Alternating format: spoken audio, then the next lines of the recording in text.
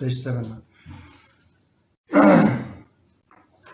With the wish to free all beings, I shall always go for refuge to the Buddha, Dharma, and Sangha until I reach full enlightenment.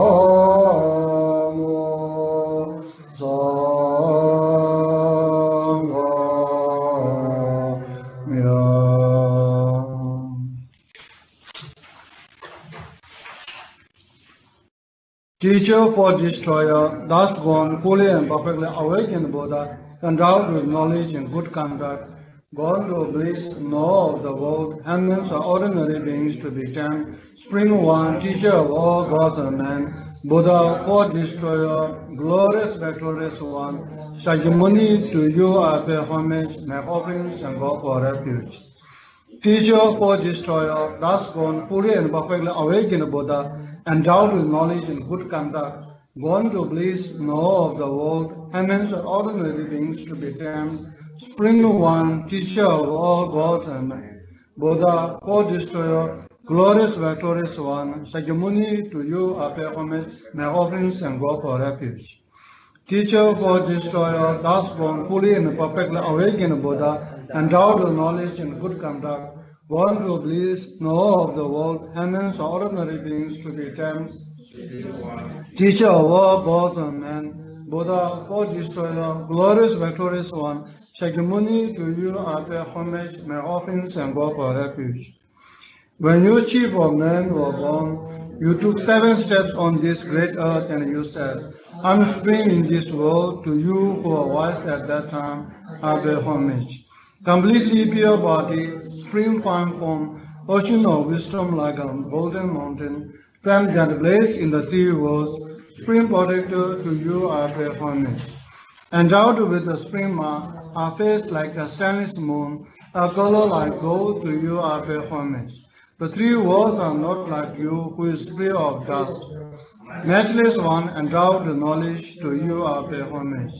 Protector endowed with great compassion, omniscient peace, filled the ocean like a merit and good qualities, to the dust gone I pay homage. From purity free from attachment, through virtues released from the evil gone realms, unique, supreme, ultimate meaning, to the Buddha that bring peace, I pay homage. From freedom teaching the path, while abiding in the pure trainings, holy field endowed the good qualities to the sanghas also are performance.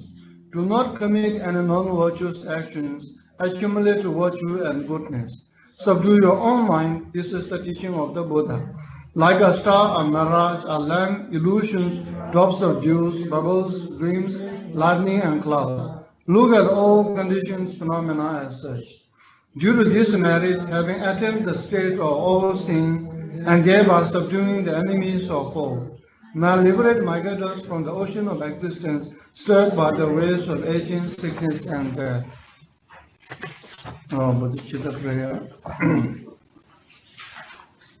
Dangya Jodan Dogya Jona La Janjo Pado Dani Shuchi Dagya Jeshe Geba Somangi Rola Benchis Dangya Jola Jo Dangya Jodan Dogya Jona La Janjo Pado Dani Shuchi Dagya Jeshe Geba Somangi Dola benji sangye doba jo zanje jo dan zoge jo nala janjo bado dani jasuji dage jo je gebe sonangi dola benji sangye doba jo.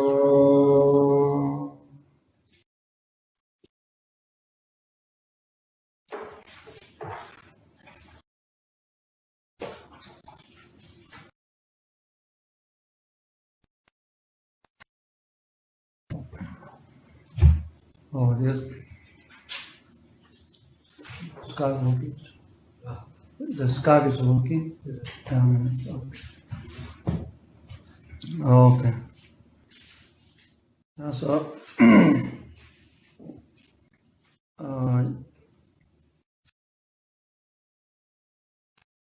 yes. Continue from the last chapter of I call it joyful path to awakening. Huh? So last time we discussed about the teaching on true truth, right? True truth. So so today I'm going to explain about the subject matter of the four truth. Four truth. So this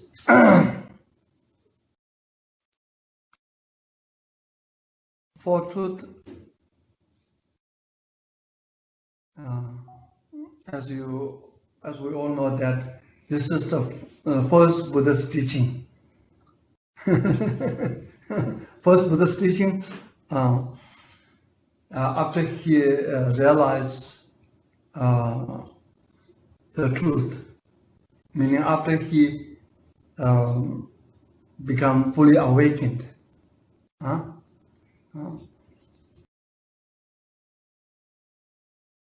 Quite interesting that the Buddha did not teach the teaching in public at the place where he achieved enlightenment, where he became a Buddha. That is in Buddha Gaya, under the Buddha tree. Buddha became fully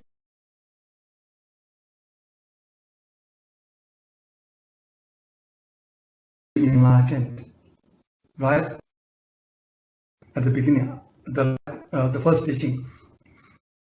Instead, Buddha moved from the Buddha Gaya to India, right?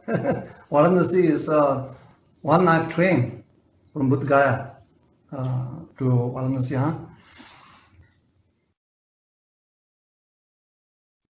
So the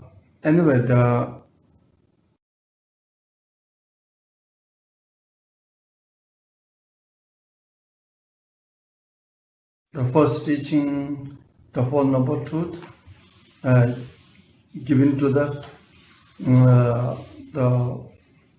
one of his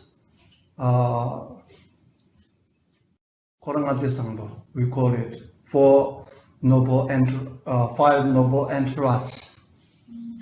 Five noble entourage. Actually, those five noble entourage, actually they used to go with the Buddha in search of the spiritual liberation. They used to go with Buddha, to go together with the Buddha. Seek spiritual liberation from different, the master with a different spiritual tradition, right? And then at the end, the Buddha did not satisfied with all this understanding and practice, right? So Buddha left them and said, now I'm going to search the truth by myself. I'm not satisfied. Right? So then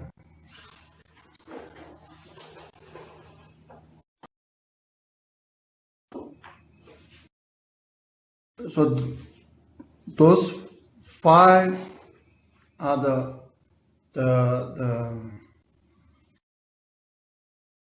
disciples or students or the recipient of Buddha's first teaching in Sarnath. When Buddha gives the teaching Four Noble Truths, it's very simple. When Buddha gives the teaching, it's very simple.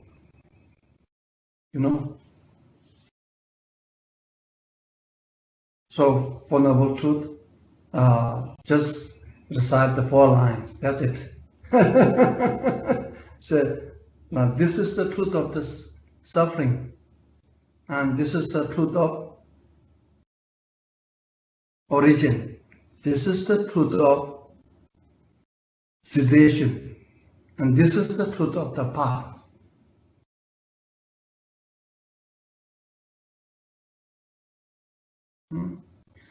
So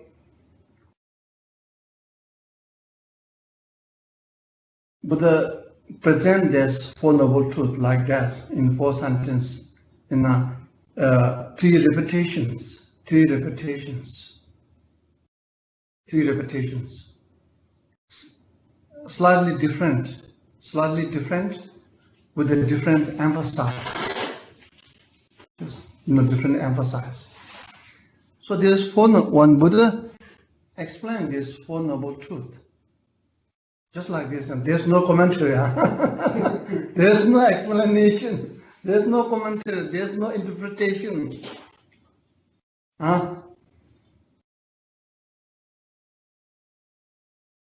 But then the 5 entourage disciples,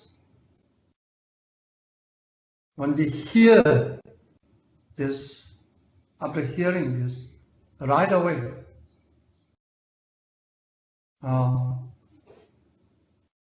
one of them see the truth, indirectly, and 3 of them realize the truth directly.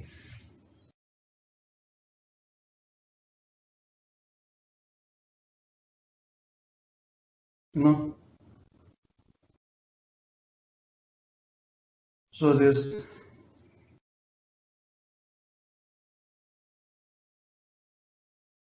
you see, so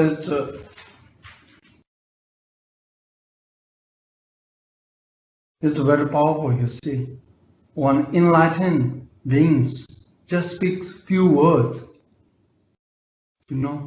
without commentary, without explanation, and awakens the 5 disciples to realize the truth on the spot. Almost it's kind of illogical, without study and contemplation and meditation. You see, I think this, yeah, combination of all the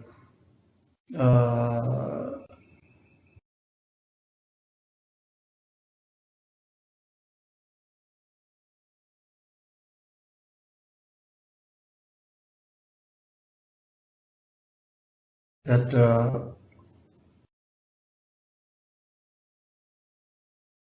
the devotion and the dedication, you know. Yeah. So you see,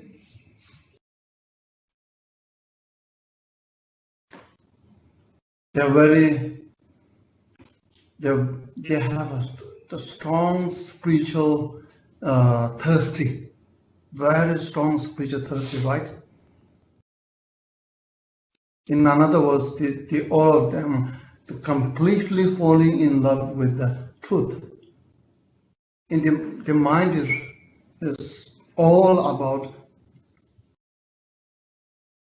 searching the truth, nothing else.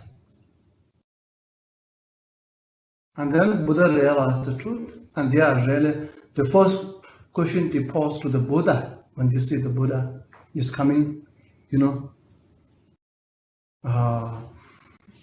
The first question they pose is,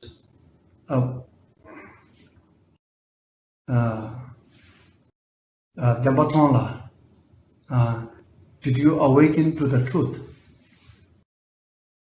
So Buddha says, with a strong authority, yes, I'm awakened to the truth. You see, very powerful, huh? Very powerful. Yeah.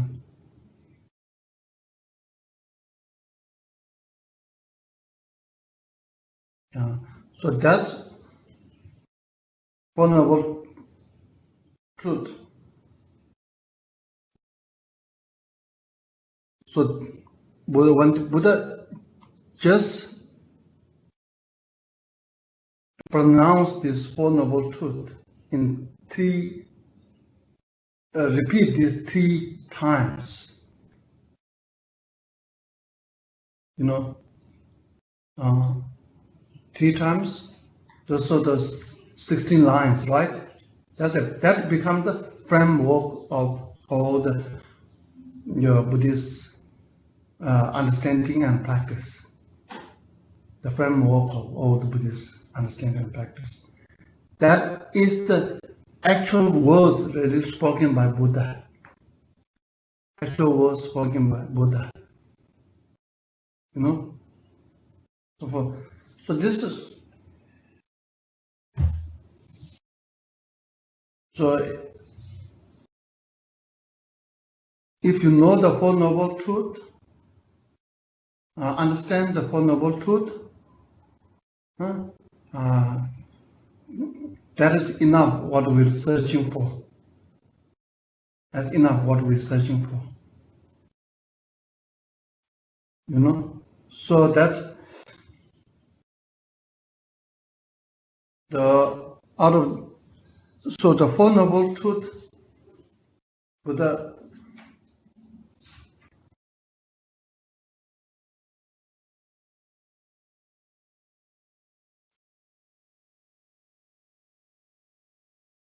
repeated, I said, in 3 times, right? First is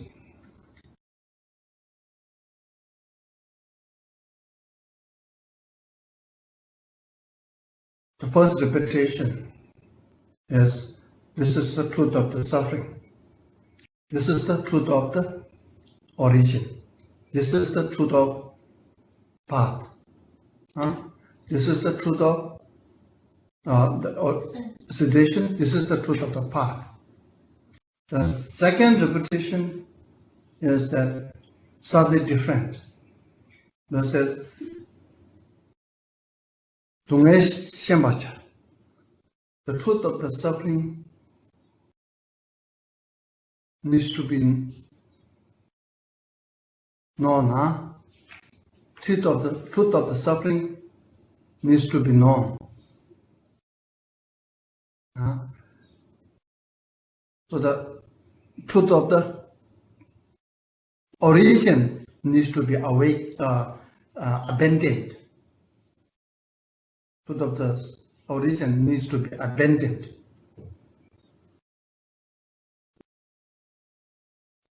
The truth of the cessation needs to be realized or achieved or attained, whatever you call it.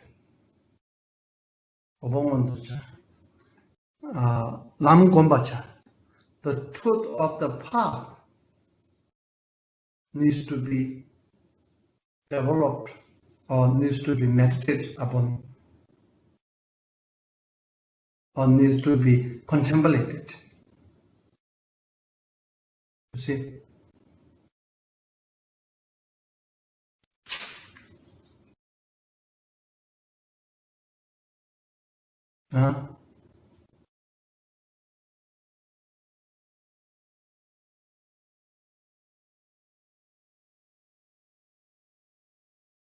The third repetition of Four Noble Truth is that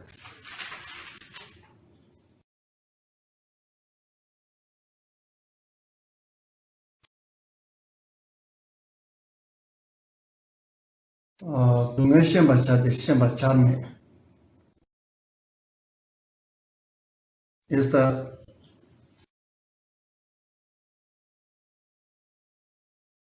accomplishment of the truth of the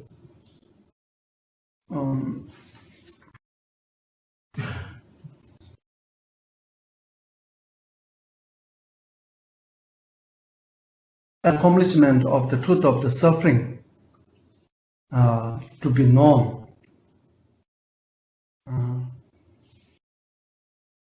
The accomplishment of the truth of the origin to be abandoned. Then accomplishment of the truth of the cessation to be realized. Then the accomplishment of the truth of the path to be developed.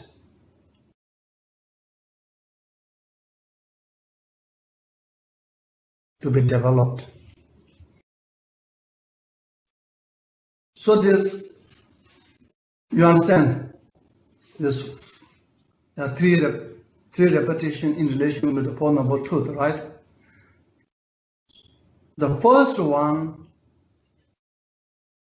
is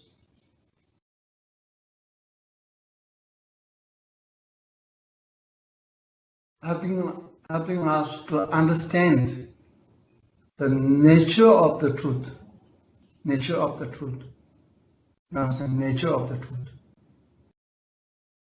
The second repetition of the Four Noble Truth helps us to understand,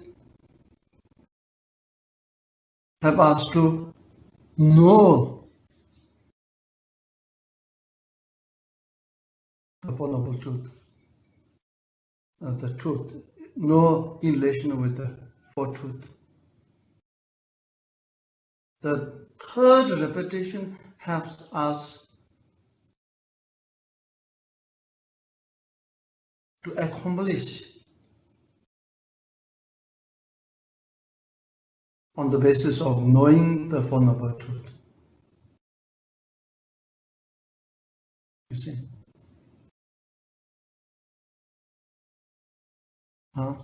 So this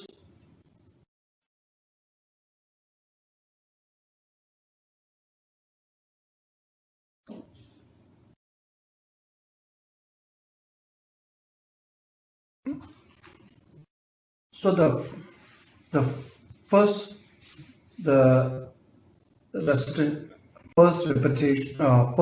statement of Buddha's teaching or discourse is Four Noble Truth, right? Truth of suffering, truth of origin, truth of the path, truth of cessation, truth of the path.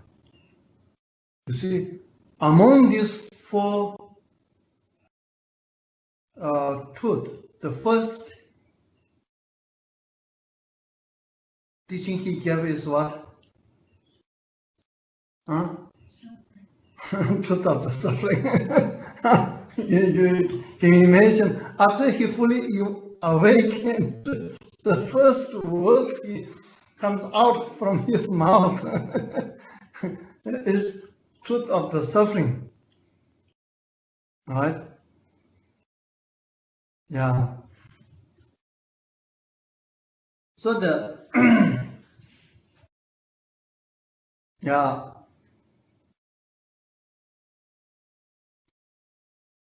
This has to be explained and understood thoroughly. Otherwise, it has been misunderstood. Or don't understand that this truth is the matter of the fact, or deny it. You know. So that's why then because of that, even though we first of all, many people,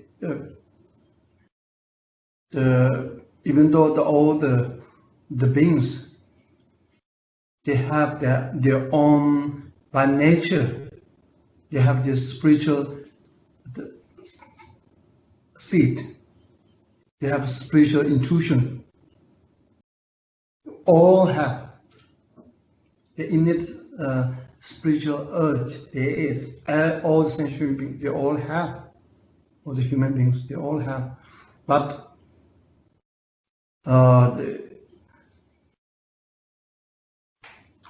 everything is about, as we say, everything is about time.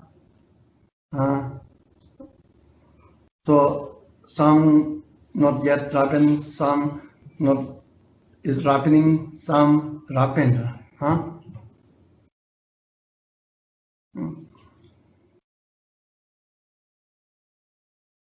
Even though we say we are the people, those people interested in the spiritual part of the Buddha Dharma, you know, yeah,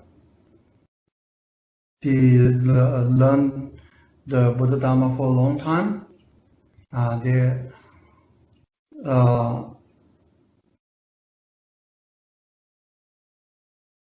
But one of the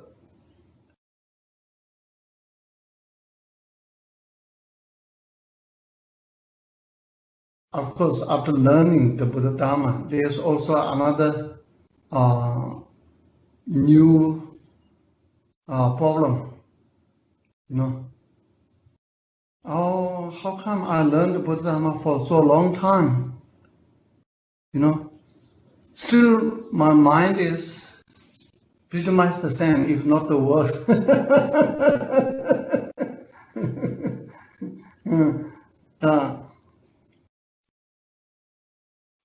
Because first of all, the Buddha,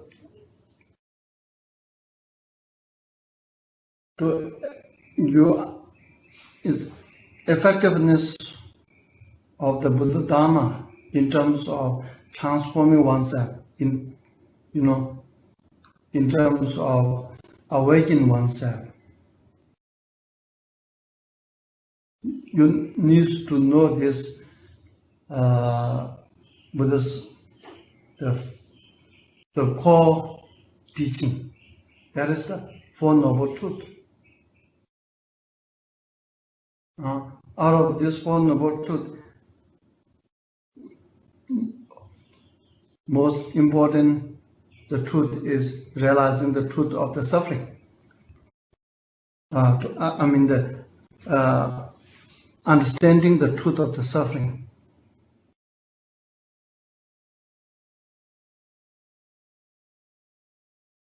You know, understand that this. If you don't like the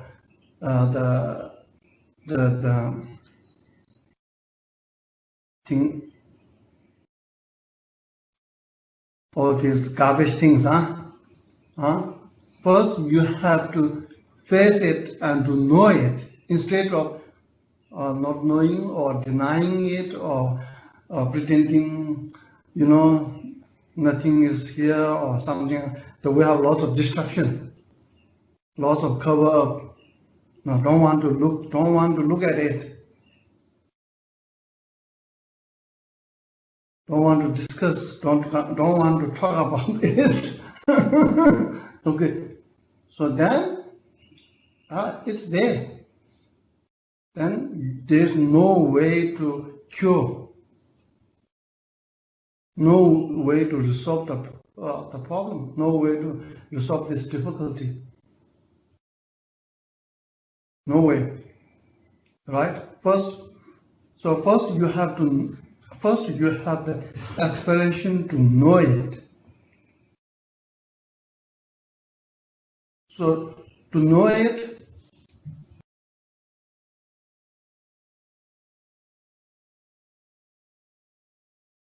the truth of the suffering. So now we need during one Buddha give teaching. Buddha didn't give any as an explanation, commentary to it. They knows right away. Now we need lot of explanation. Commentary after commentary. One teacher after teaching. So so the truth of the suffering.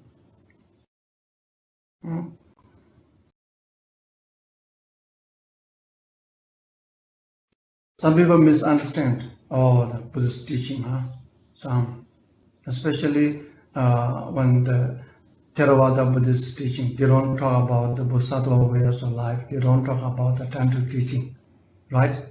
The main focus is teaching of the sutra, particularly the Four Noble Truths and Eight Noble Path. So the main focus is Four Noble Truths. Four Noble Truths, first teaching is Buddha's truth of suffering. Right? So then people misunderstand Buddhist teaching is very pessimistic. Very pessimistic. Something teaching with the Tantric, very optimistic. Tantric is all about beautiful things. You know, it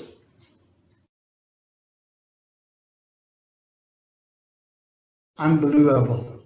You know, talks about all the potentials of the mind. You know, there's as if the Tantra practitioner makes you the most, super duper, dreamer. So it's all about optimistics, But Buddhist teaching,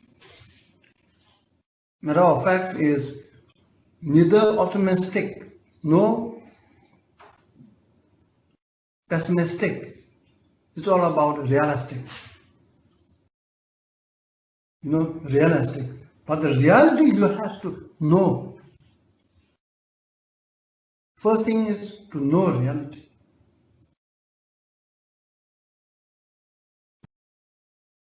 Ignorance or confusion and all this comes from where? Comes from not knowing reality or you deny reality.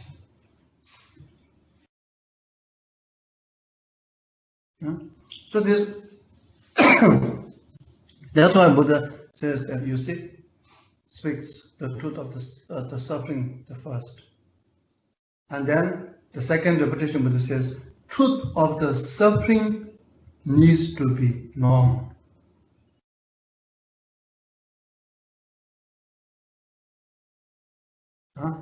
So then, truth of suffering needs to be known. What do you think about it? This I know, suffering I know, it's very clear, very obvious. Buddha or teacher or the sutra don't need to tell me truth of the suffering needs to be known. What's the big deal about knowing it? I know it, but it doesn't make any difference.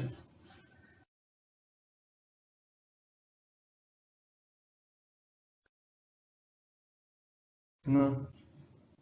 So Buddha, as Buddha says, in order to you cure from your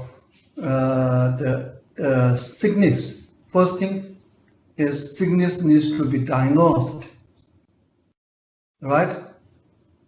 The sickness is not diagnosed, you don't seek to get, you don't seek the doctor, don't seek a treatment, don't take medication.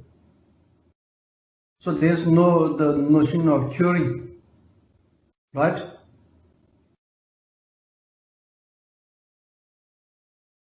Yeah. So this actually truth of the suffering. We think that we know, but it's very obvious we don't know, because if we know, you don't suffer. You know, it's very interesting, huh? If you know the suffering, you don't suffer.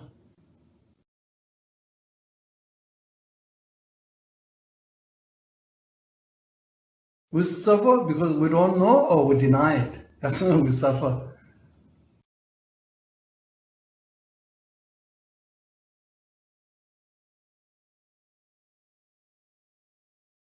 You know, or we misunderstood it. Don't know or misunderstood or denied. Either of these things. So as far as my understanding is concerned, I used to say that, you know,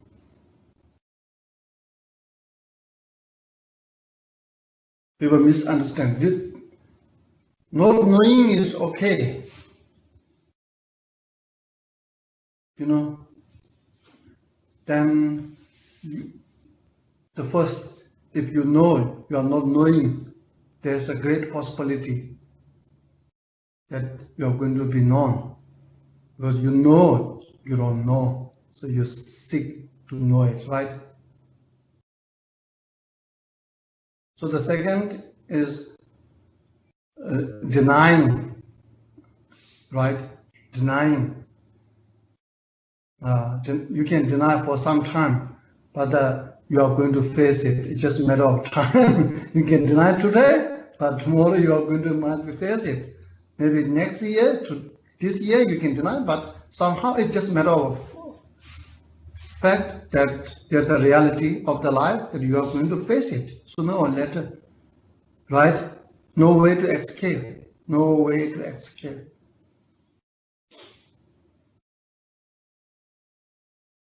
So the lesson will be learned. But if you misunderstood, then this is very difficult. There's a possibility have some to correct that misunderstanding, huh? But this misunderstanding then quite difficult, you know, to overcome that the confusion. You see.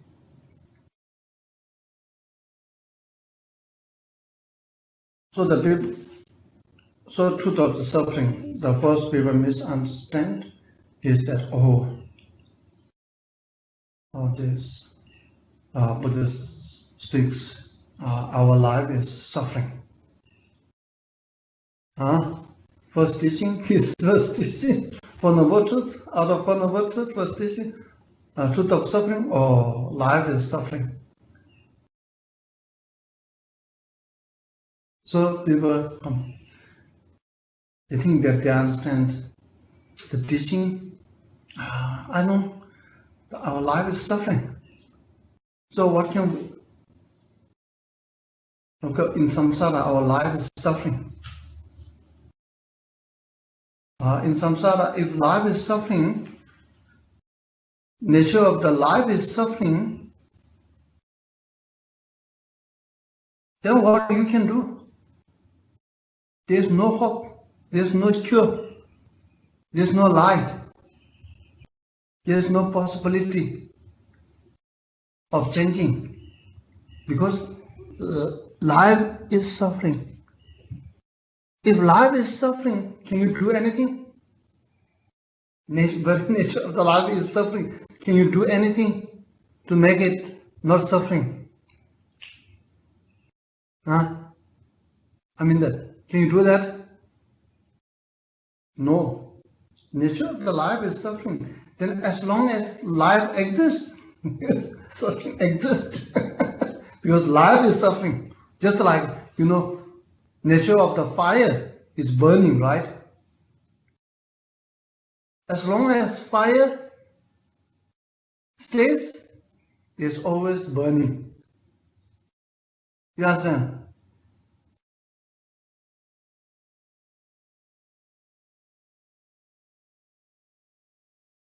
You understand? So that's why first, if life is suffering, then you can't separate life and suffering. You cannot separate suffering from our life.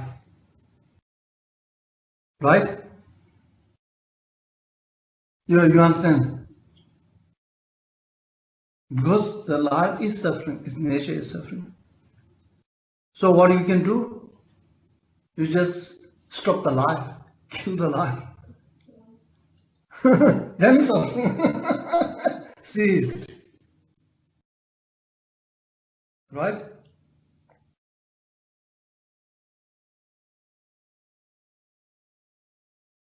So this is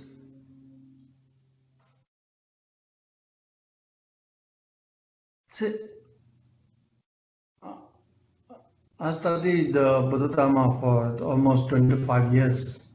I read Buddhist many scripture.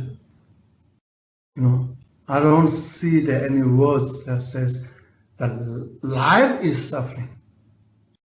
The nature of the life is suffering. You see, if life is really the suffering, there is not much you can do.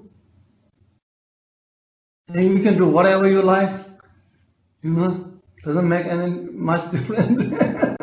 Because the life is suffering, you always suffer. As long as you have a life.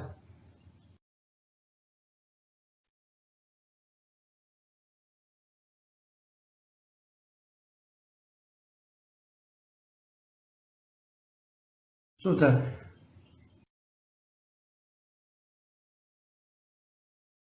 view is very important towards the life. That changes everything. We talk. Everything is about our experience. Is about our view. All the experience determined by the view. That's why the Buddha's the Eight Noble Path. The first path is what? The correct view, perfect view. If you have a wrong view, the wrong calculation, first they're wrong calculation, the rest of them all wrong. You understand? So the view is, so that if your view toward the life is suffering,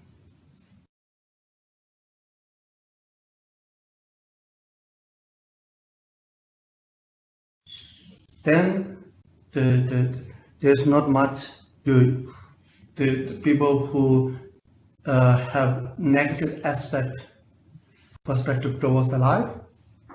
You see, then you don't find that much joy in life. You don't see the light of the life, the miracles of the life. the wonders of the life, the beauty of the life. They don't say it.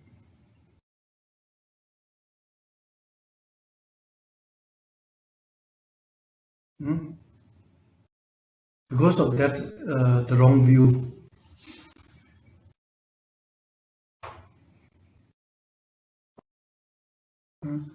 So that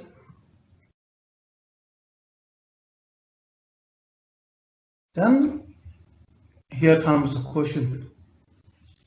Then why Buddha give the first teaching, the truth of the suffering? Okay, the truth of the suffering means that it doesn't mean that life is suffering. It means there's a suffering in our life. That's quite obvious, huh? The gross level is quite obvious. Yes, of course, there's a suffering in our life. There's a suffering of the birth, there's a suffering of getting old, right? There's a suffering of the death, the suffering of sickness, there's a suffering of the meeting unpleasant things and even in our life.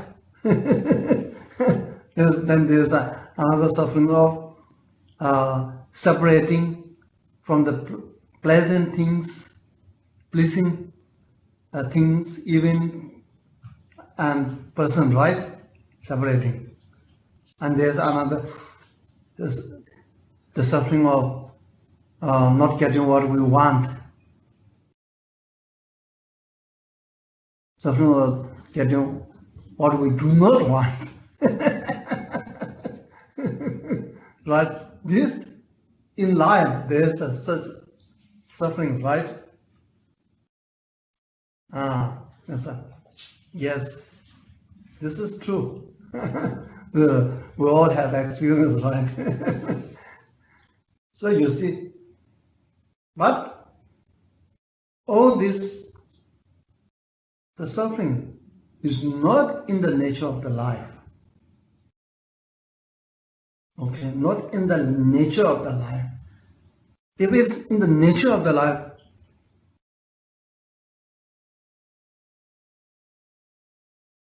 then, as I said,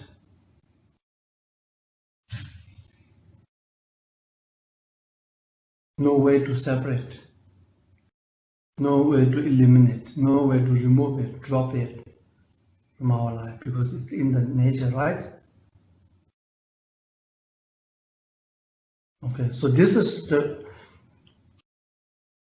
this attitude, this view is, as far as my understanding is concerned, is very enlightening.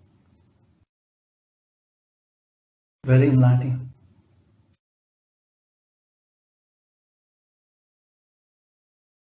It gives a tremendous joy, actually.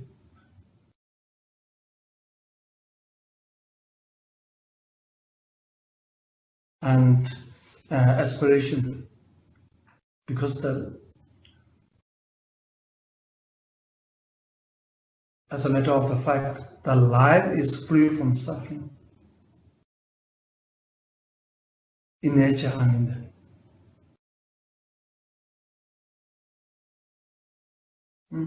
So then,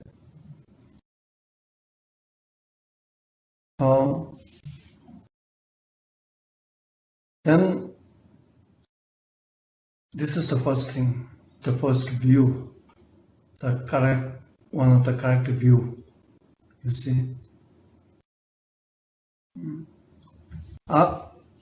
Then the suffering, Buddha says, suffering has to be known, right? So, okay, if your suffering has to be known, that suffering,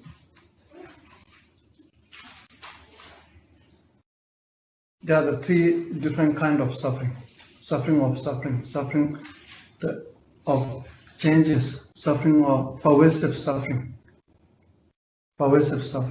Suffering, we all know, is the physical suffering, mental suffering, emotional suffering that we experience. We know that's not what Buddha talking about. This is not the suffering Buddha talking about. This we all know. We know, but the suffering to be known, one of is talking about suffering of changes. Suffering of changes. This suffering of changes, here actually that state or that experience is normally was seeking that as a pleasurable, that as a joyful. That suffering of changes is mostly related with the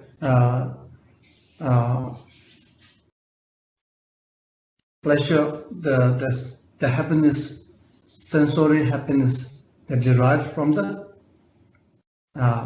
sensory pleasure. You know? Yes, sir. You understand? The physical, there's a two kind of suffering: physical suffering, mental suffering, right?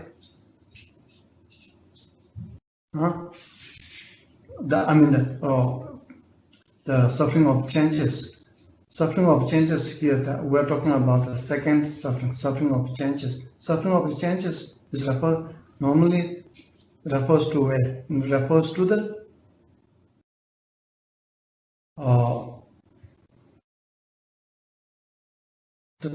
the happiness that derives five sensory happiness.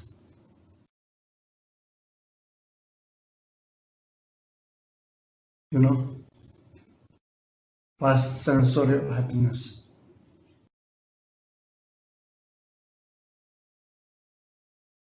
That normally we are seeking, we are looking after, we're cherishing. Normally, that's in reality, that is in the nature of suffering. In the suffering here, first of all, suffering, when we talk about suffering, one really Buddhist talks about suffering is not really talking about the feeling of the suffering. The feeling, is the more about the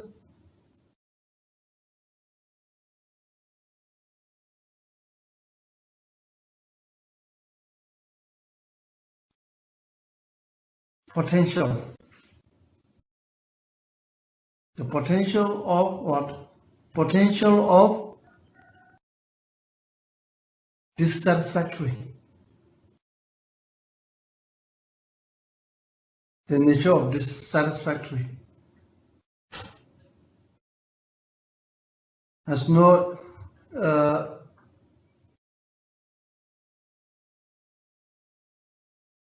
incapable of producing the lasting joy.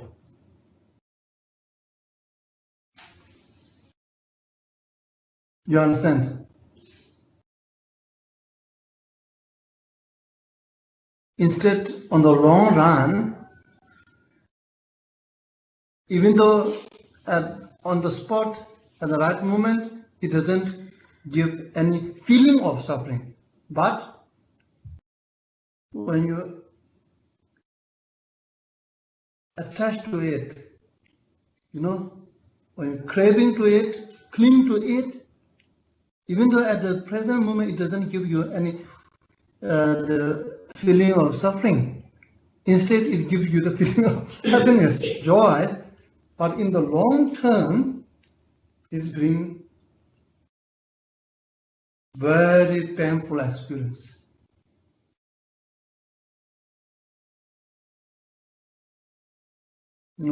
Very painful experience. You see, because of that, attaching to that is not about the. This is not the shortcoming of the object. That's just the reality of the object. It's not the shortcoming. That's the reality. Shortcoming is the unrealistic mind that put lot of expectation on it, on that thing. Unrealistic expectation. Because of unrealistic expectation, when expectations are not met, then it gives you suffering.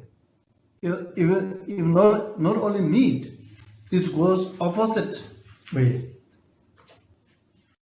You expect these things and events or that person brings you satisfaction, fills your the emotional, the hollow, empty, still the mind, right? So then, yes, when you attach at the beginning, yes, it feels like that. But then later on, sometime later, times change, circumstances changes, condition changes. Again, wow, then we learn a lot of lessons.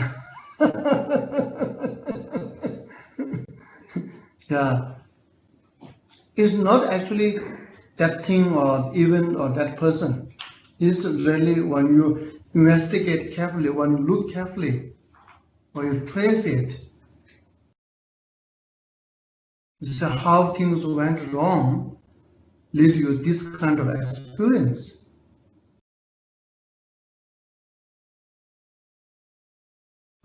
It's really the result of your unrealistic expectation that is based on the clinging.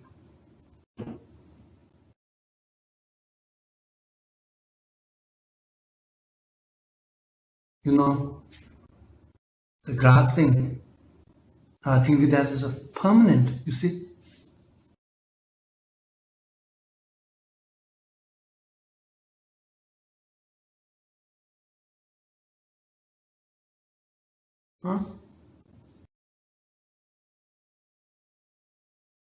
You want that desirable things, pleasing things, or event, person, or attractive, things or event or person, or whosoever you cherished, unrealistically,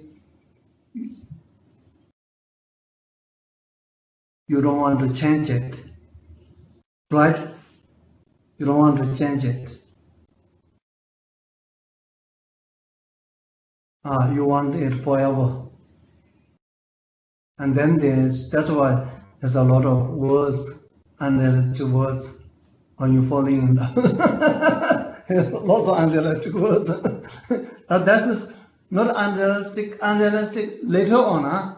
When you in that moment is not unrealistic, is really you are speaking the truth. You're expressing it.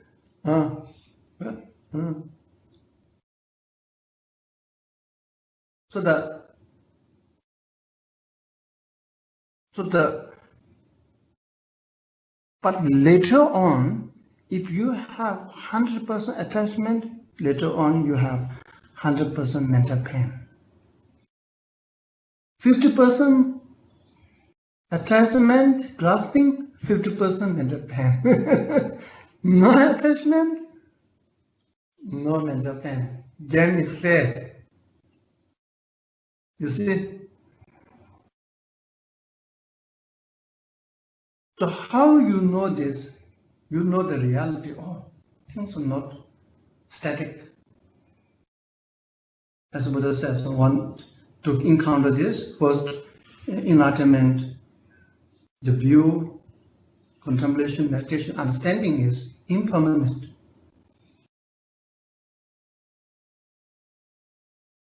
You know, that's the reality. Oh, as time goes, it changes, and conditions, circumstances, it gets changes. I can't hold it forever. You know, I just live with it. I accept it, I live with it.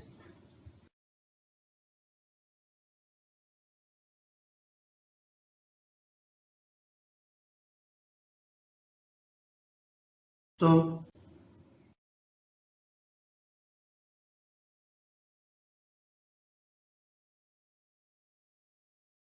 the impermanent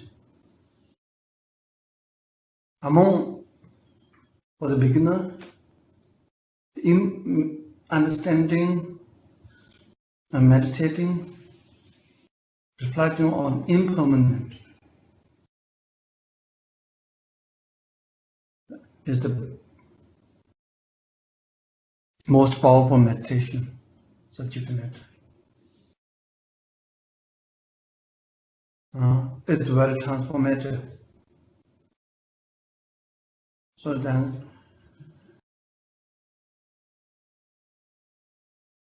it helps you to live moment by moment. Helps you to remove all these unrealistic expectations.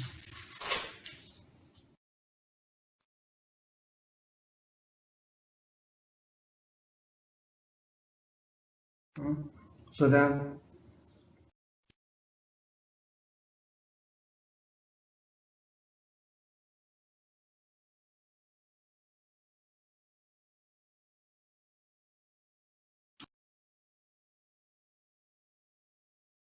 as I always used to say, right? You see, for me, very effective when I think about that past, present, future. Past is gone.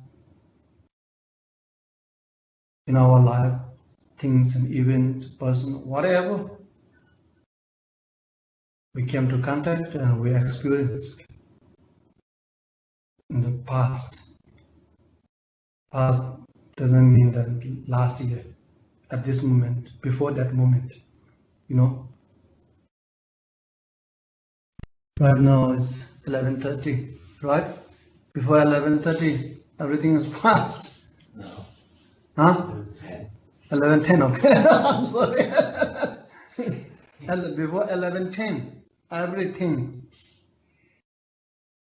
that we meet, things or event or persons or whatever experience, is gone, it's finished, it's done.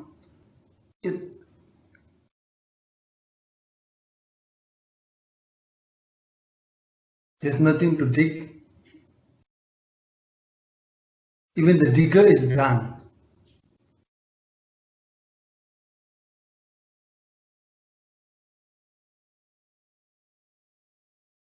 You see,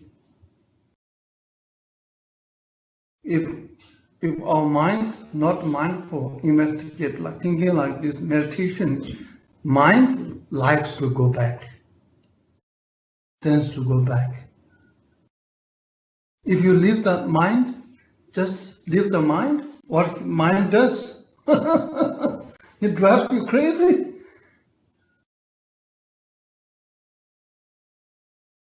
You see, mind needs to think. Can mind survive without thinking? No way. No way. That's why we call mind is Yujen. Yujen means object possessor. It needs object to to live a life. Mind needs object. Is there a mind without object? No, there's no mind without object. That means mind needs to feed on thinking. You see? So thinking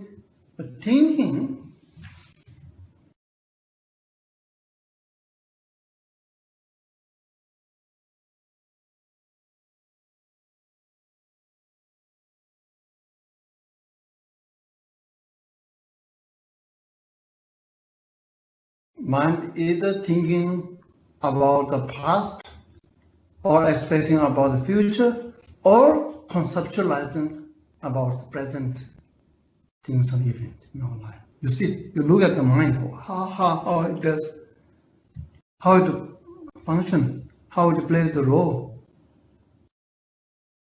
how it drives you crazy. You see, mind always thinks.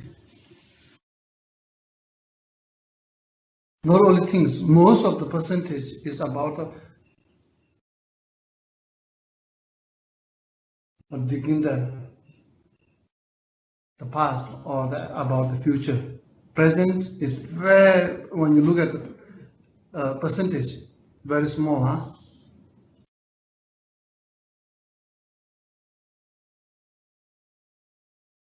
Most likely, most of it is thinking about unrealistic or unrealistic.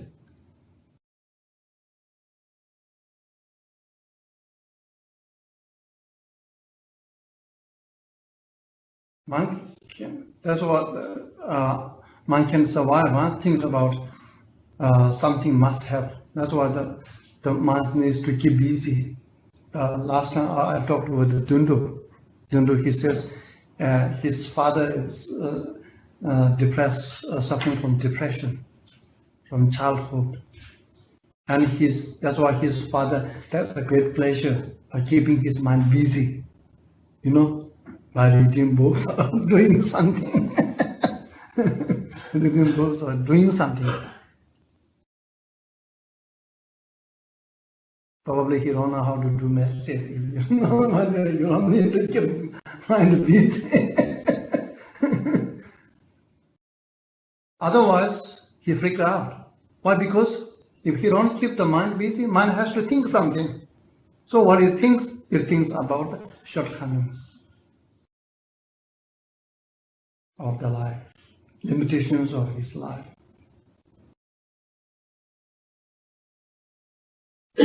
Negative aspect of the life. He thinks things like things. That's why then it's called low self-esteem, right? You're depressed, huh?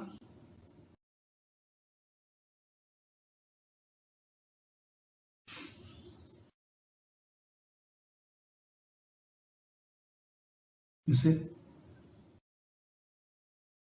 You understand what I'm saying? So when this impermanent, okay, it's gone. Very powerful, huh? It's gone. Don't think about it. Huh? And the future, our future is uncertain. No one knows. Future is not yet happened. It's also very powerful. You see, you're thinking like this.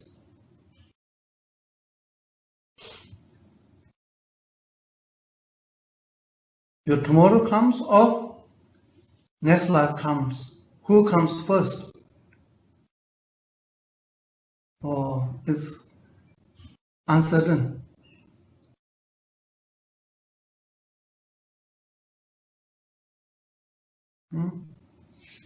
So this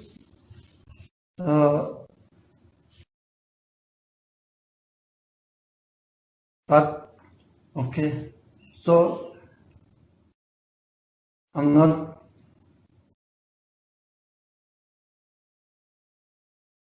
talking about you looking at your mind, how mind plays the role, how mind thinks. This is very useful, huh?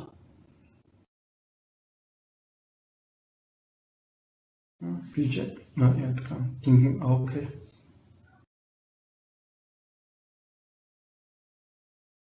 Impermanent. So, not only this, but also things and event and person, whatever in life, they have a common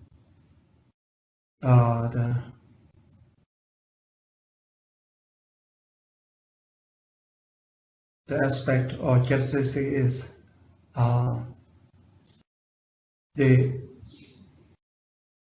comes, never stay, always go. Never stay, always go. Not stay a moment, a second. No.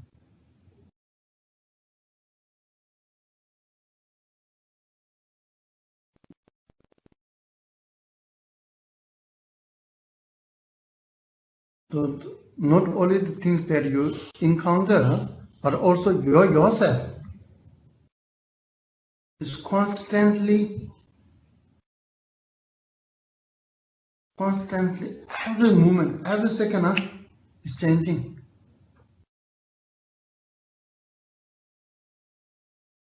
It's very amazing, It's changing, you see.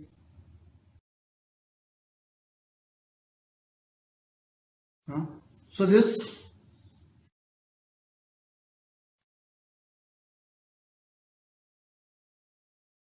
this helps you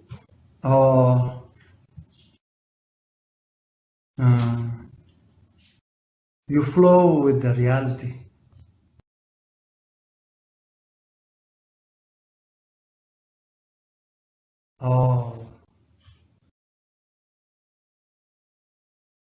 So whatever it takes, you go. Then there's a lot of adventure.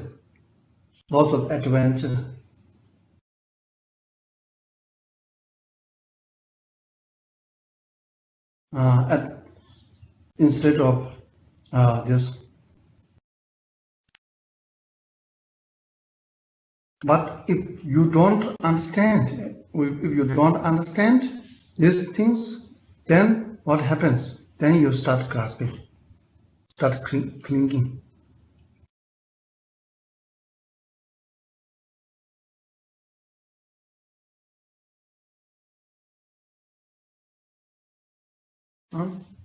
Then later on.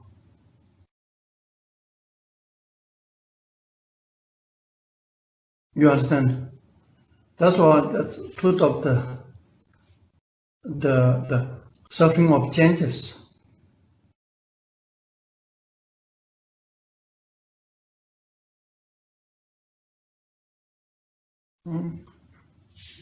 So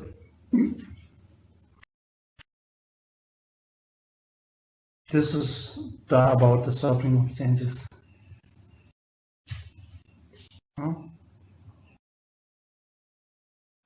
And then this attachment and the other emotion is very addictive. Not only very addictive, but also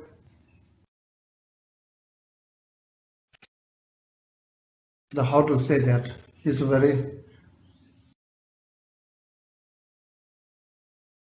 it wants more and more, never satisfied. This emotional level, no way to satisfy. It's like drinking the salty water. The more you drink, the more you want. Yeah.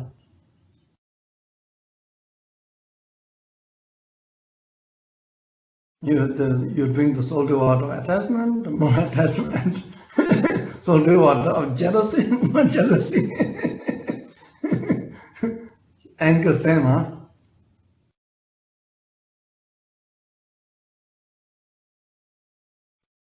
Yeah. So this,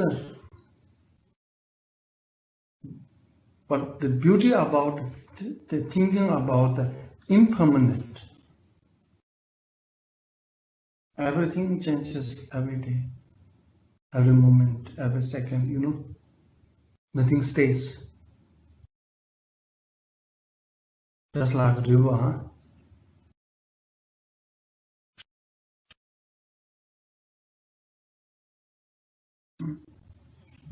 So this is the suffering of changes, the suffering of the changes. So the third suffering, the pervasive suffering, this suffering is the suffering that Buddha is really talking about. The suffering needs to be known. The suffering needs to be known. Is the Buddha referred to is the third suffering, pervasive suffering. So this is quite difficult to understand. Not quite difficult, very difficult to understand. But if you understand, then you're free from suffering, free from bondage. You see? So this suffering, the truth, the pervasive suffering, you might have heard, right? Many times. The pervasive suffering. This pervasive suffering, Tibetan called Kyabuduji Dume, pervasive suffering. Did you heard this about suffering before? So it's a pervasive way. Is wherever samsara, is that suffering. Wherever. No matter what kind of the lifestyle you have, job, relationship, possession, whatever, in samsara, then you will have that pervasive suffering everywhere. So this pervasive suffering was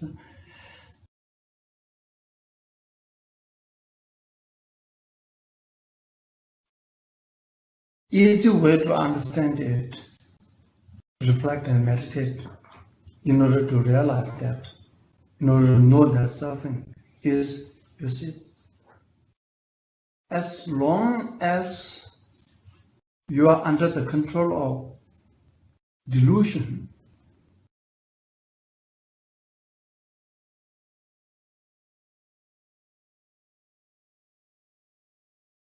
under the control of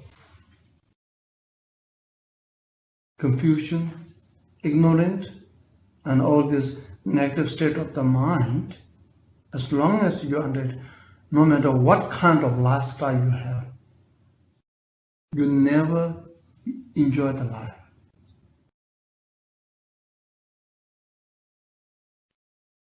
You never enjoy the life.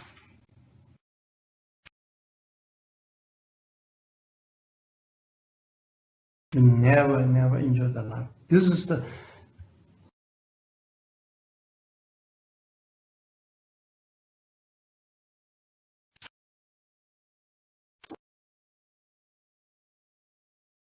yeah.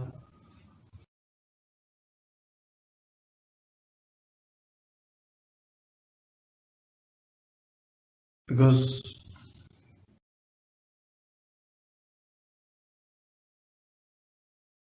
our present moment is like that. We are very conditioned, right? Our self is controlled by mind, right? Right? So mind in turn controlled by delusion, right?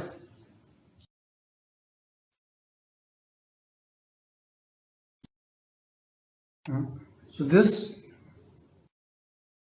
this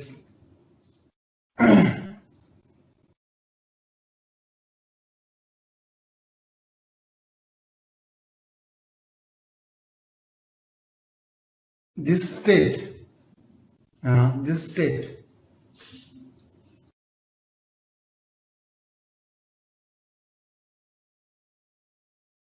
Conditioned state. Conditioned by what? Conditioned by ignorant, defilement. That state is the pervasive suffering. As long as you are in that state, there is a pervasive suffering. As long as you are within that state, there is a samsara. Samsara is a being in a state that is very conditioned, very circumstantial.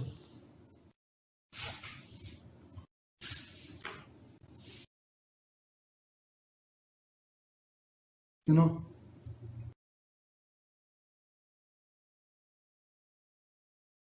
So that's why we call that's the bondage. As long as you are conditioned, that's the bondage. Bondage by condition. Bound by condition. The samsara, in another words, they exist by condition. Nirvana is unconditional existence.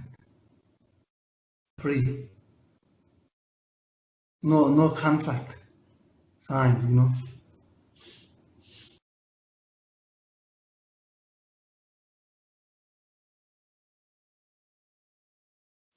So that's the powers of suffering.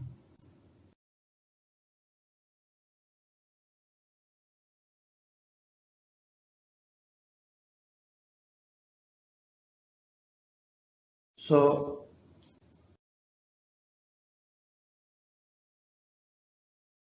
the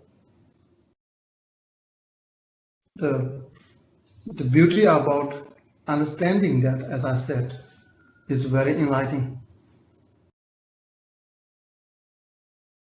Very enlightening. Why is it very enlightening? When you see, when you close your eye and then think about all these points, think about all these points that we discussed. You see all these points. You feel like your mind is enlightening you.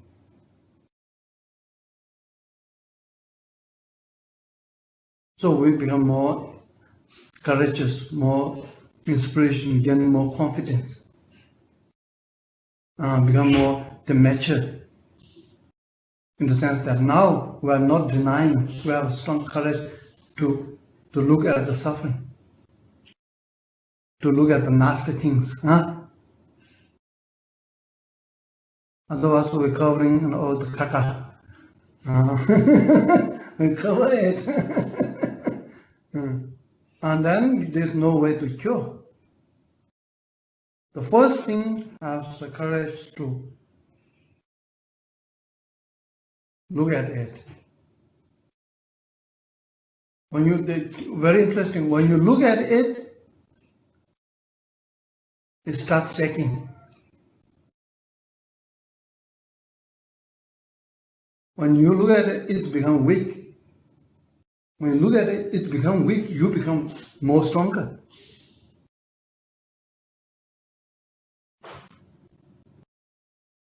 You know, it's weak or it becomes shy. No?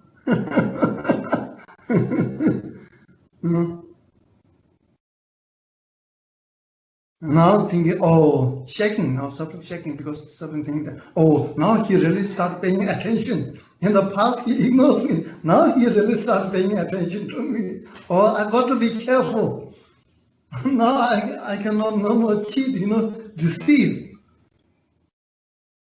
He really got the gut. Or she. Now coming after me. Then something starts to react.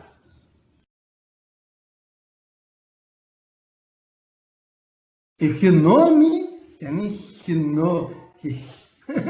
you know how to get rid of me. Just start running. You know, actually the real problem is not the suffering. Real problem is we have no courage to face this.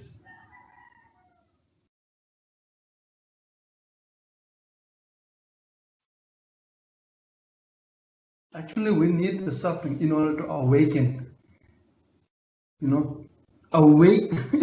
Awaken means awake from what? Awake from suffering. Without without suffering, there is no awaken. Without delusion, actually, we're very thankful to delusion and suffering. Because of that, is awakened.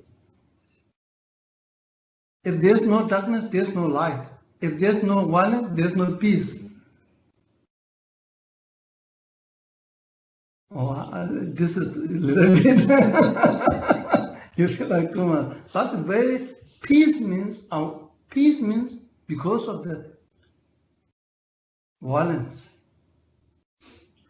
Very word peace comes set in absence of violence. If there's no violence, you don't need to say absence of violence.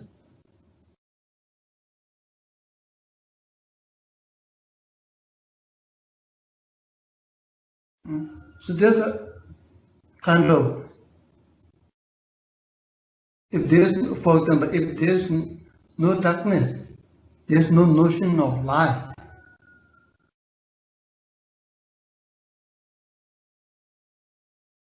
If there's no sleep, there's no notion of awakened, right?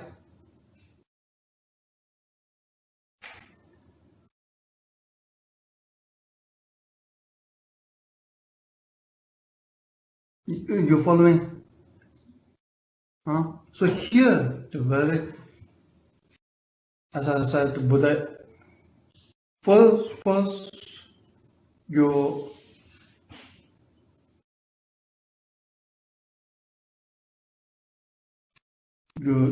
look into that suffering, that pain. You know, the ironic is that, okay, it looks like suffering is unbearable, very strong pain. Problem is overwhelming.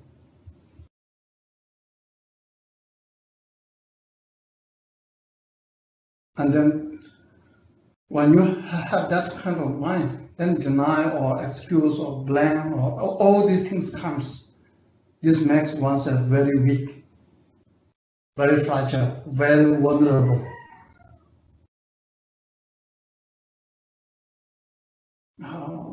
Irony is, but when you look at it,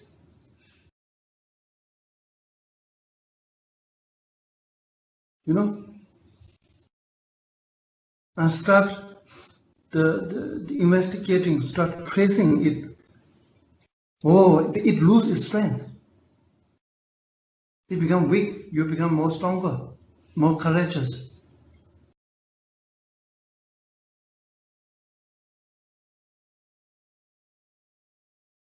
Then there's the possibility that you can end to it.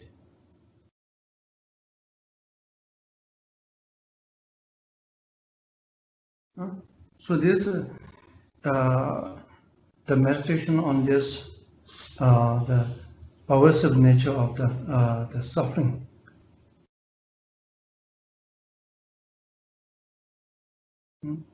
So there's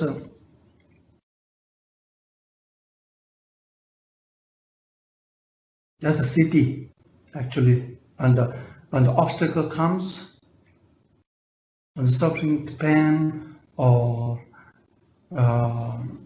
it's overwhelming. Everything is when samsara comes, all the samsara comes. One obstacle comes, oh mamma mia, how come? I used to be living a very peaceful, happy life, but now what happened to my life? Oh, Mamma Mia, it's overwhelming. Wow, my relationship is gone, my job is lost, my property is lost, even my kids are not listening to me, coming to me. You see, it's overwhelming. Actually, when you look at it, there's something amazing things going to happen. You see, yeah, last time I have this obstacle. Many things happened when Rinpoche manifest his illness. Wow, many samsara things happening. Many obstacle things happening. Huh? So I told Rinpoche, Rinpoche, normally I don't tell any, I deal by myself. I deal by myself. At that time I told Rinpoche, Rinpoche, I have all these obstacles coming from every corner of the samsara. Then Rinpoche says, oh, it's very good. This is your city. I don't get it. At that time, yeah, I don't get it. Now I know I really got the city. I really got the attainment. Because of thankful to all these obstacles come. If all these obstacles didn't come, I don't have today's experience.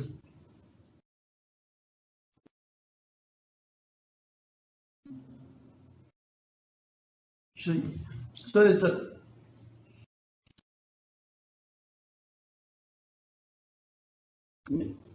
I guess that's the most important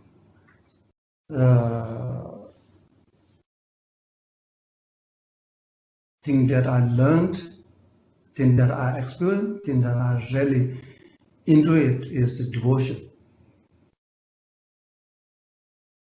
Yeah, and the amazing is it's very amazing.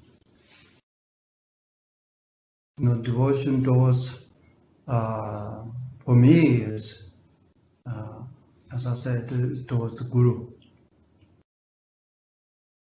It's very powerful that I'm having some kind of, how it happened, I don't understand it. Just by thinking the Guru within me gives tremendous satisfaction, joy, just by thinking it.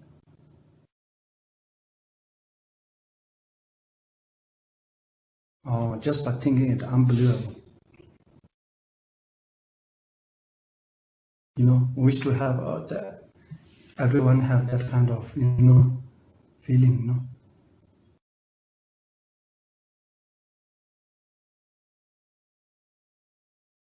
Yeah. Yeah, so that's, anyway, just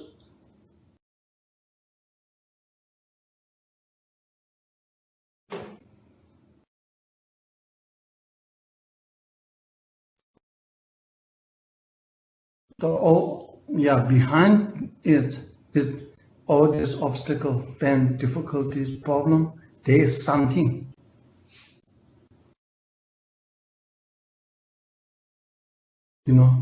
There's something, some kind of new spiritual flavor.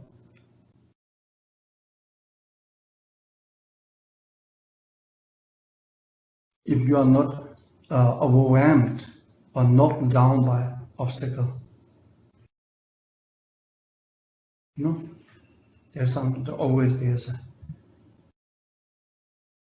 the way of saying that things worked out, everything is worked out at the end.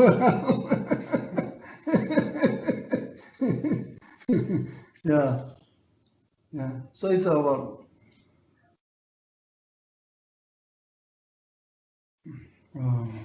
So, what topic conversation lead me to say this?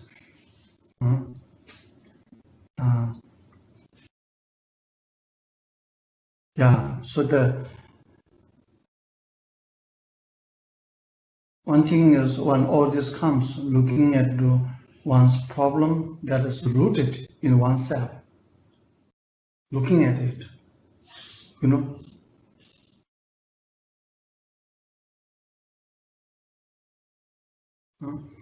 When you say you look at the problem or the difficulty or challenge, obstacles, or any the limitations, beware that is not really looking at your own nature.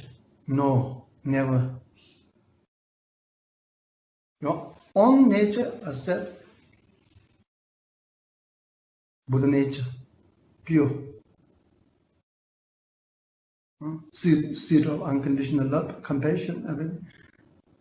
Yes, but this temporary advantageous, the defilement and all these things. It's looking at them, watching them and investigating them is very helpful, very, very. Yeah. So this, and here, and to know this, to know the truth, one about truth, sometimes it's very powerful that you do study, contemplate, and meditate. In addition to it, Guru practice, the Guru devotion. This is very strong, very powerful, yeah. So to help you to realize,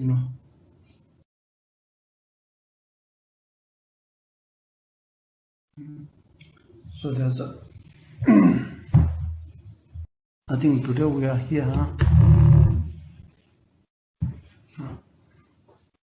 So you have any question?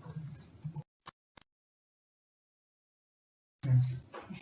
So the question is, at the beginning you said there were the 5 entourage. Yes. And 1 realized the truth indirectly, and 3 realized the truth directly. So what happened to the 5th one? Oh, heaven. Yeah. 5th one not only realize the truth, but also become achieve the nirvana right away. You see. So when you realize the truth directly, you are on the, it's called on the path of Aryan, Papa, noble being.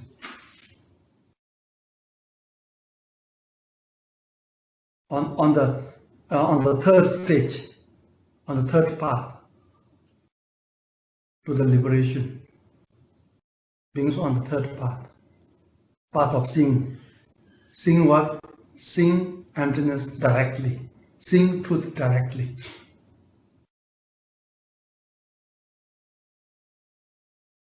The 3 of them seeing the truth directly. So they are right away.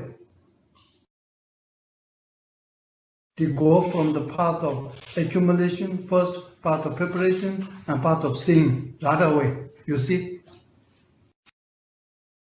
how powerful it is. 3 of them. And 1 of them on the path of preparation.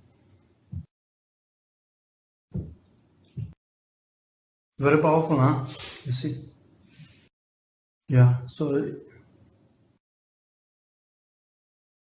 you have other? The nirvana is part of the normal learning. fifth part, huh? Yeah, only that.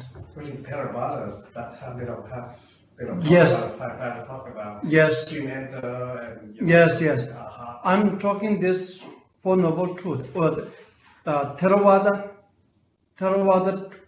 both Theravada and Mahayana,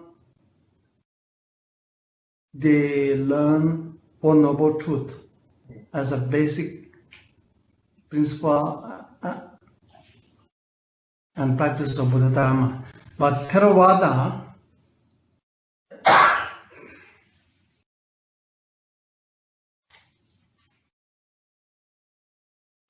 their source of the Four Noble Truth is Pali language, in Pali language.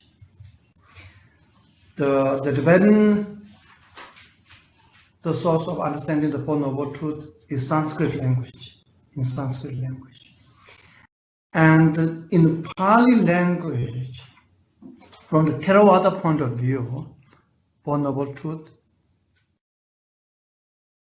is that understanding the Four Noble Truth, then you're not only being able to remove the delusion, huh? Not only the delusion ceased, even the mind ceased. Basically, yourself is ceased. Self is ceased.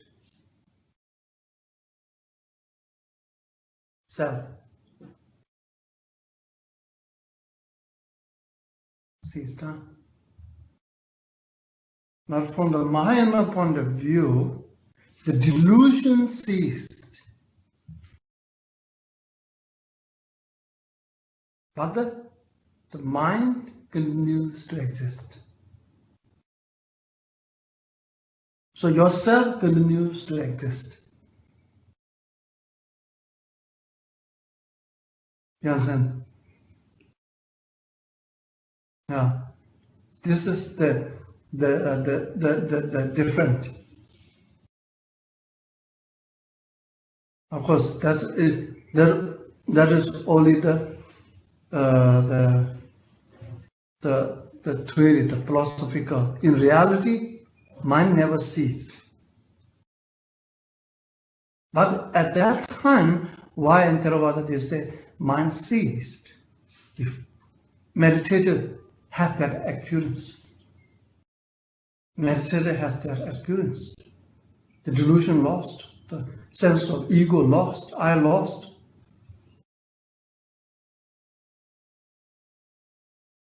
So you feel like the self ceased,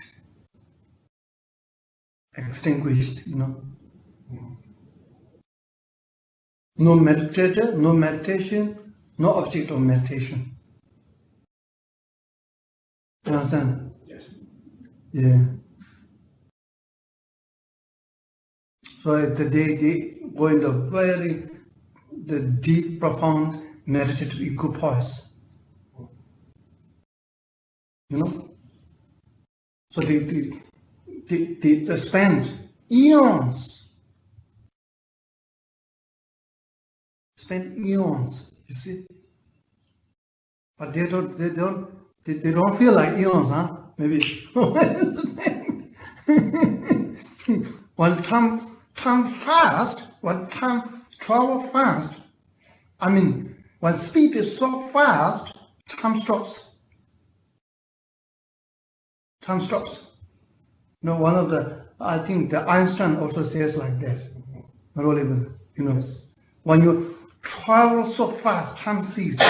Just like the light, you know, the speed of the light travels 1,860 thousand miles in a second, huh?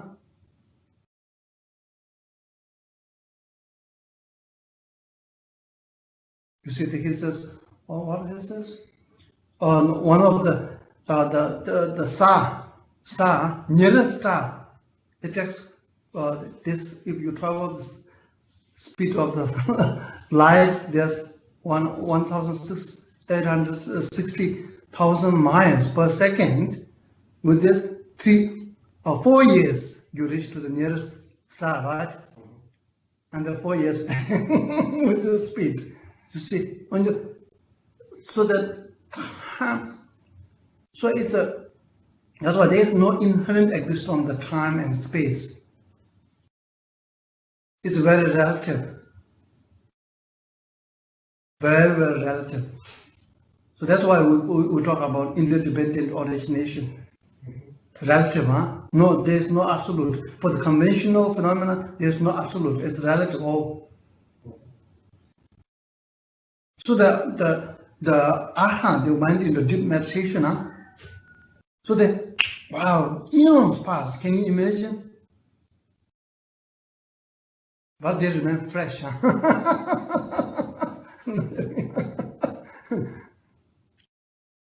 Another one, yeah, this is from the there's a bit the principle, the understanding and experience of the Four Noble Truth from the Theravada and the Mahayana the same, but from the Theravada they explains this Four Noble Truth in terms of the self-liberation. Nirvana, self-nirvana. But one Mahayana explanation and experience of the Four Noble Truth is from the point of the Bodhisattva, from the point of the love and compassion. You know, not to liberate oneself from samsara.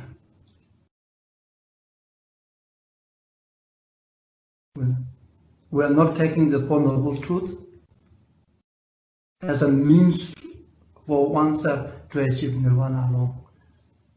We understand and experience the Four Noble Truth as a means, to fulfill the not only the welfare of oneself, together with the welfare of the sentient beings. Instead of getting out of the samsara and experience the lasting experience of joy and happiness or nirvana, wants to come back to want to live in samsara, to enjoy the samsara without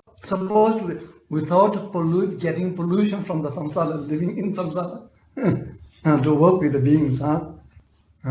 It's quite, yeah. So from that point of view, talking, Four Noble Truth. You understand? Yes. Yeah. So a bit, and that bit different. I have another question. Is emptiness consciousness? Oh, Is a constant in emptiness? Emptiness is a consciousness? Yes. No, emptiness is not a consciousness. Emptiness is not a consciousness. Emptiness actually is the reality or ultimate reality of the consciousness. Hold on. Yeah, I'm going to go deeper a little bit. Actually,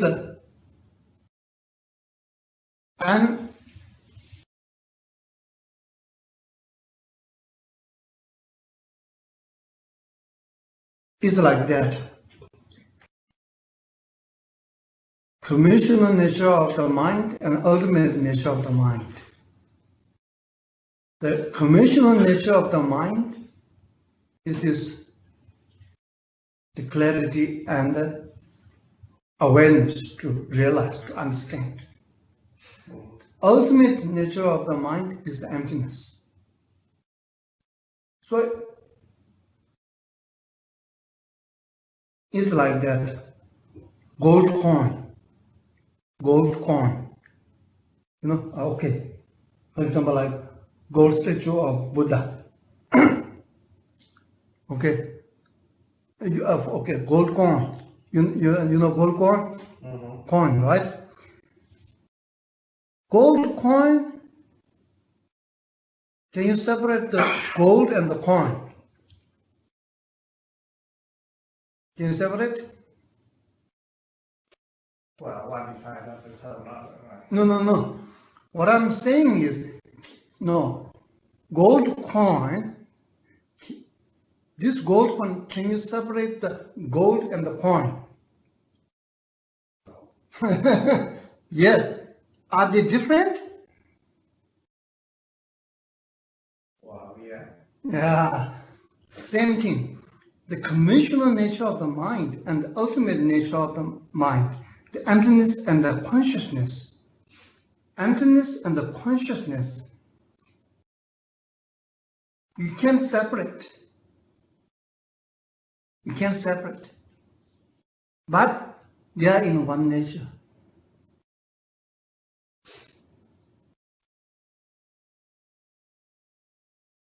Is it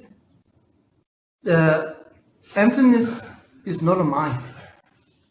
Gold is not coin, right? Yes. Right? Mhm. Yeah. Emptiness is not mind, not consciousness. You see? But different, the conventionally different. Conventionally different. You understand? Ultimately same, one nature. You can't separate. It's not a separate entity, Yes, okay. separate entity, but nomenically different, conventionally different.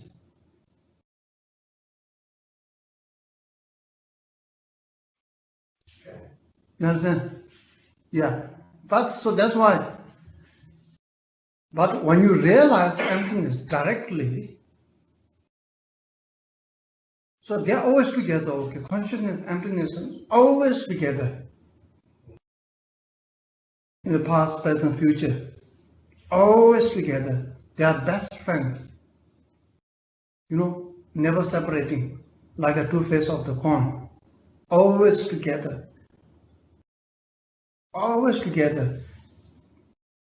But they don't know each other. That's why I'm confused. Always together, not knowing each other. So that is the cause of ignorance, confusion, you see. So what well, in order to avoid, to clear away this confusion, ignorance, so consciousness needs to know its own ultimate nature, emptiness. So actually there is nothing to abandon, nothing to accumulate, just it's knowing. So but when you realize emptiness directly, then you find very difficult to say this is emptiness and this is not consciousness. No. You feel like consciousness and emptiness is one. You see? When you conceptualize, So it's not totally incorrect to say that there's consciousness and emptiness, right? Because they are one, right? they're one. Yes. They are one in nature, but different. It's a convention to say it, but you cannot say like somehow that consciousness arise on top of emptiness. It's somehow that emptiness is more fundamental than consciousness. Yes. You You see, consciousness is the gross level of the manifestation of the, you see, you can say manifestation of the emptiness.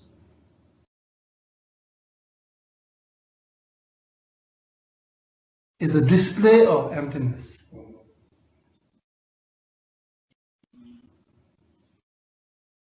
So why is it correct to say that there's the awareness inside emptiness? Awareness inside of emptiness. Yeah. Because emptiness is arise from emptiness. Emptiness is not the awareness, but it's arise from emptiness. that gold coin, gold is not the coin, Yeah. right? Yes.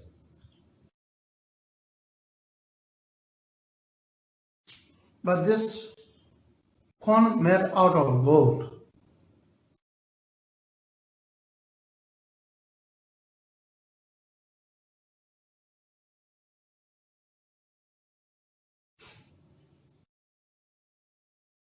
Can you say the same thing? Like every emptiness may have luminosity and may have consciousness and No. Yeah, you can. because you see Yeah, somehow- that's why you can also say it like that. Yeah. From this consciousness, from this consciousness, the emptiness of the consciousness is the absence of the consciousness, inherent existence of consciousness. Yeah. So consciousness arises from that emptiness, you see.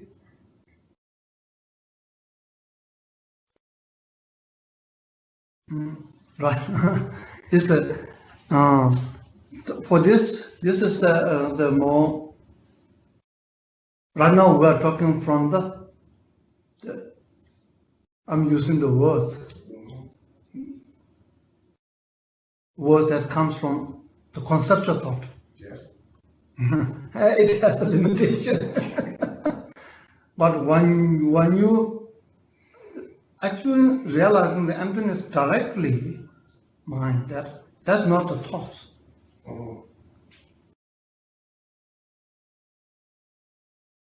In English you say heart, right? Because it's a heart. So Non-conceptual state of the mind. So can you say thing like if it has some inherent, some kind of, not inherent anything, but like some kind of luminosity thing there? Or Yes. Yeah. Is the luminosity different from, somehow like everything make up some No. luminosity? Here, luminosity is talking from the subjective mind, the quality of the mind. Luminosity is not really talking about normal kind of this light. It's the quality of the mind. The luminosity consciousness is very powerful. If there is a clarity, if you talk about clay, only that mind is clay. There's nothing other is clay. The clay in the sense that it knows everything perfectly, precisely.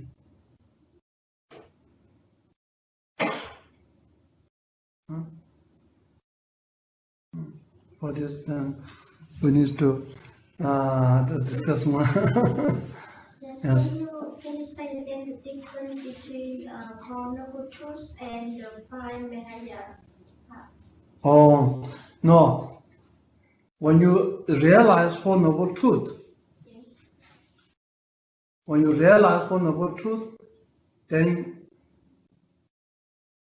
realize growth, when you realize grossly, intellectually, indirectly, then you on the path of the preparation, accumulation, and preparation. When you realize Four Noble Truth directly, then you're on the path of seeing the third path. Then you continuously meditate after realizing the Four Noble Truth directly, continuously meditate on the truth. Then your delusions decrease. Delusion decrease. You are more away from samsara. And on that journey, then you are on the path of meditation, fourth path. Then when you realize the Four Noble Truth completely, you know, then you out of samsara, you achieve the fifth path of liberation. So the Four Noble Truth, understanding of Four Noble Truth is the journey you take towards the liberation. You know, there is the five path you take to the liberation. You know, understanding of Four Noble Truth helps you to go through these five paths. You understand? Okay, we'll stop here.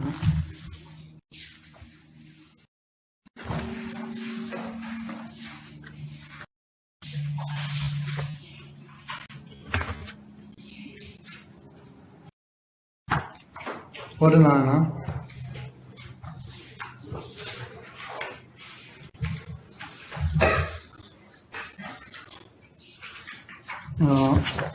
Uh, 47. Due to the merit of these virtuous actions, may I quickly attain the state of Guru Buddha and lead all living beings without exception into that enlightened state. Due to the merit of these virtuous actions, may I quickly attain the state of Guru Buddha and lead all living beings without exception into that enlightened state. Due to the merit of these virtuous actions, may I quickly attain the state of Guru Buddha and lead all living beings without exception into that enlightened state. Okay, then Niktuma prayer.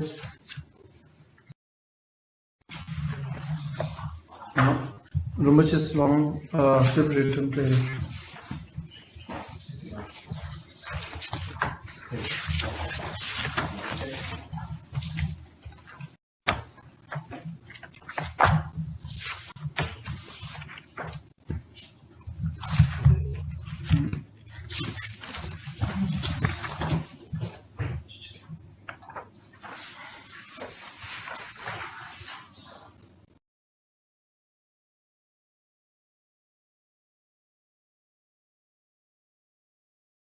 Fearless expounder, Pentecostal of the Satya, who guides beings through teaching Tibetan origination, the 70 Penditas, Vectoral Lobsang, and the rest. Father and Son, along with the lineage, please bestow the excellent virtue. Holder and master of Vectoral Lobsang teaching, which are entirely unmistaken, pure by three analyses. Fearless, powerful, secure, virtual, protector of beings. I make a request to the incomparable glorious Lama, in this degenerative time when the Vector's teaching are utterly desperate, well with a great courage for many hardships, spreading the precious teaching in all directions. This departure of the holy form body for peace on man. In the midst of this atmosphere of great loss for the teaching and beings, in particular for the inhabitants of the snow land, please do not waver from your promise made at the time of your holy mind generation, and swiftly return once again as a new emanation, as splinter for the teachings and beings. Through the blessing of three jewels and ocean of vectors, and the power of the truth, the unchanging nature of cause and effect, may our end, just as we wish without exception, be accomplished easily without obstruction.